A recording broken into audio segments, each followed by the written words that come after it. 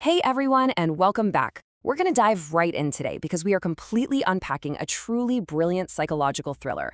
For all of you focused learners out there who just love piecing together a massive puzzle, we're deconstructing the 2017 masterpiece Get Out. In this explainer, we're going to map out every hidden clue, every subtle piece of foreshadowing, and of course, that chilling ultimate reveal that makes the story so incredibly unforgettable. Let's get right into it. So picture this. What really happens when a seemingly normal, maybe slightly nerve-wracking weekend trip to meet the parents morphs into a literal death trap. It's a premise that hooks you right away, right? It's a situation built entirely on everyday social anxiety, but the story brilliantly twists it into something just far more sinister. We're going to examine exactly how this trap was set, step by step, and don't worry, we won't spoil the grand sci-fi twist right out of the gate. All right, Section 1, a creepy weekend getaway. Okay, let's track how this tension escalates, because it happens fast. We start our journey chronologically with Chris, who's this incredibly talented Black photographer, and his white girlfriend Rose. Friday afternoon, they're driving up to her wealthy family's secluded estate, and out of nowhere, bam, they hit a deer. The police show up to take a report, and the officer asks to see Chris's ID. But Rose angrily intervenes. She absolutely refuses to let the officer check it, arguing she was the one behind the wheel. Later that night, they make it to the Armitage estate. They meet Rose's parents, Dean, a neurosurgeon, and Missy, a psychiatrist. They also meet the groundskeeper, Walter, and the housekeeper, Georgina. Both are Black, and both are acting, well, incredibly stiff and just unnatural. Fast forward a bit to 3 a.m. on Saturday. Chris can't sleep, wanders around, and runs into Missy. And out of nowhere, she conducts this incredibly strange, unsolicited hypnosis session, using literally nothing but a teacup and a spoon. Now, what's really interesting about this slide is that seemingly protective action Rose took back on the highway. Why did she refuse to let the officer see Chris's ID? I mean, at first glance, she just looks like a supportive girlfriend standing up against profiling, right? But as we decode this story, you're gonna want to keep this specific moment tucked away in your back pocket. It is a massive, absolutely crucial piece of foreshadowing that we're going to completely unravel later on.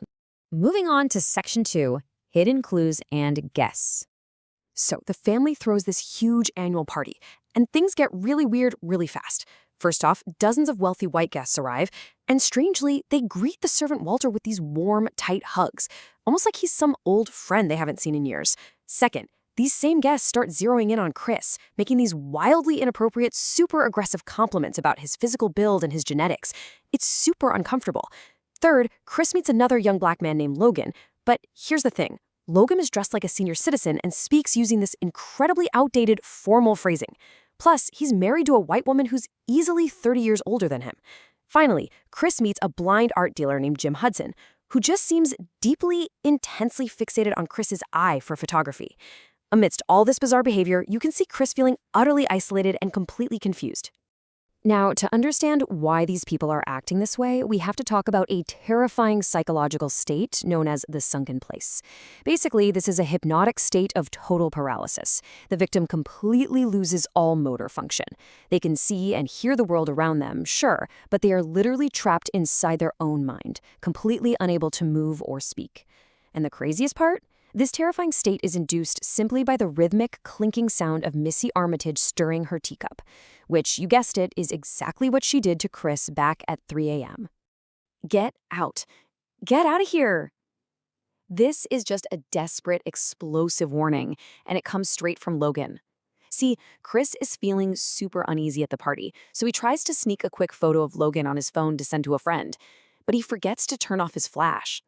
That sudden burst of light momentarily breaks the hypnotic trance Logan is buried under, and for just a fleeting few seconds, the real person trapped inside bursts forth, physically grabbing Chris to deliver this terrifying warning before he gets subdued again. All right, things move at breakneck speed from here as the trap finally, officially springs shut. Chris sends that photo to his TSA friend Rod, who instantly identifies Logan as a man named Andre, a guy who's been missing for months. Naturally, Chris is panicking. He starts packing his bags. But while looking for his stuff, he spots a slightly open closet door and finds a hidden box inside. And you guys, inside that box are dozens of romantic photos of Rose with past Black partners. This completely contradicts her claim that Chris was her first. And the most chilling part? Walter, Georgina, and the missing man Andre are all in those photos. Chris rushes downstairs, demanding the car keys from Rose, but surrounded by her family, Rose's entire demeanor just drops. She flat out refuses to hand over the keys, and right in the background, Missy clinks her teacup. Chris is instantly paralyzed, sent plummeting right back into the sunken place. Which brings us to Section 3, the coagular procedure revealed. Chris wakes up, strapped to a chair in the basement, forced to watch this old television screen that lays out a horrifying 3-step process, the coagulator procedure. Step 1. Missy uses hypnosis to permanently banish the victim's consciousness to the sunken place. Step 2. Dean, the neurosurgeon, performs a literal brain transplant, physically placing the brain of a wealthy, aging, or disabled client right into the young victim's body. And Step 3, the client wakes up with permanent physical control of a brand new body while the original host is trapped forever as a helpless passenger in their own mind. So the crucial point is that the Armitage family targets Black people specifically, fetishizing them for their perceived genetic and physical advantages just to use them as physical vessels for their wealthy buyers. And boom, this is where it all clicks. This brilliantly illustrates how every single strange anomaly we mapped out earlier perfectly falls into place. The horrifying truth, those awkward servants, Walter and Georgina, they are actually Rose's grandfather and grandmother living inside stolen bodies. That's exactly why the party guests were hugging Walter like an old friend. Logan was the missing man Andre, his body hijacked by an elderly white man. And that blind art dealer, Jim Hudson, he actually won a silent bingo auction while Chris and Rose were out for a walk. He purchased Chris specifically to steal his eyes and his artistic vision. And hey, remember our question about Rose and the police officer from earlier? Rose refused to let the officer run Chris's ID because she literally couldn't leave a paper trail. She couldn't risk the police having a record that a man who was about to mysteriously vanish was last seen entering the Armitage property. Mind-blowing, right? All right, Section 4, a bloody climax.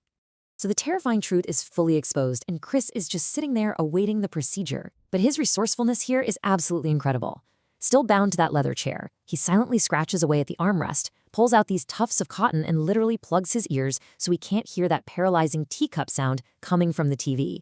When Rose's brother Jeremy comes down to prep him for surgery, Chris fakes being unconscious, then boom, knocks him out cold. He escapes upstairs and uses a mounted deer antler, which is such a brilliant, grim callback to the deer on the road, by the way, to fatally impale Dean. He fights his way out, taking down Missy and Jeremy, but as he's desperately trying to drive away, Rose's grandfather, Walter, completely blindsides him. Thinking fast, Chris uses his phone's camera flash, doing the exact same trick he did with Logan, and it snaps the real Walter out of the sunken place. Regaining control of his body for just a precious few seconds, Walter grabs Rose's hunting rifle, shoots her to stop her, and then turns the gun on himself so he can permanently escape the nightmare. And finally, Section 5, 2 very different endings. So the dust settles. Chris is battered, totally exhausted, sitting beside Rose on the road, and suddenly police sirens start wailing in the distance. Now, the source material actually has 2 entirely distinct resolutions filmed for this exact moment.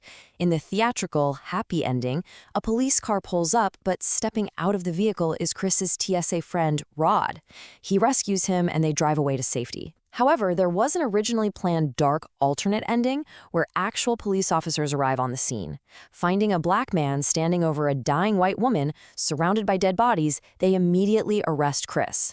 This alternate ending concludes with Rod visiting Chris in prison, where Chris, knowing he at least stopped the Coagula operation, just kind of accepts his fate of spending his life in jail. Ultimately, the director felt this dark ending was just way too bleak and that it robbed the audience of a much-needed release after such an insane amount of tension. Which brings us to our final thought for today. So I gotta ask you, does that dark alternate ending reflect the true, inescapable horror of the trap Chris found himself in? Or does the theatrical ending provide the perfect, absolutely necessary release of tension that makes this whole story so satisfying? It kind of changes the entire aftertaste of the narrative, depending on which one you prefer, doesn't it? Well, I hope this explainer illuminated the incredible, hidden layers of the story for you. Keep analyzing, keep learning, and I'll see you on the next one.